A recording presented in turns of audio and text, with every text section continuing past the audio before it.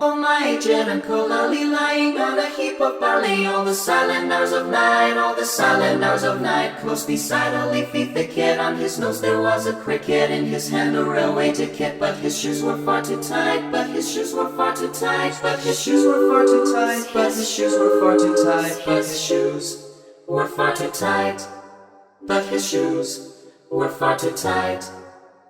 Long ago in youth he squandered all his goods away and wandered to the Timskoop Hills. Although his shoes were far too tight, although his shoes were far too tight, then to the Timskoop Hills afar, to the Timskoop Hills afar.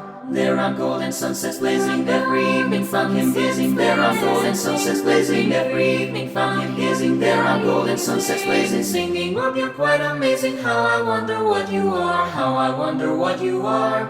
Like the ancient Medes and Persians, always by his own exertions, he subsisted on those hills, he subsisted on those hills, was by teaching children spelling, or at times by merely yelling, or at intervals by selling Proctor's Nicodemus pills, selling pills, Proctor's pills, Proctor's Nicodemus pills, Proctor's Nicodemus pills. Later in his morning rambles, he perceived the moving brambles, something square and white disclosed, something square and white disclosed. 'Twas a first-class railway ticket, but when stooping down to pick it up off the ground, pick it up off the ground. That cricket, that cricket, that peeping cricket, that cricket, that cricket, that peeping cricket, that cricket, that cricket, that peeping cricket, a cricket, a cricket, a peeping cricket, settled on my uncle's nose, settled on my uncle's nose, settled on my uncle's nose, never, never more. Cricket leave him ever, dawn or evening, day or night. That cricket clinging as a constant treasure, that cricket chirping with the cheeriest measure of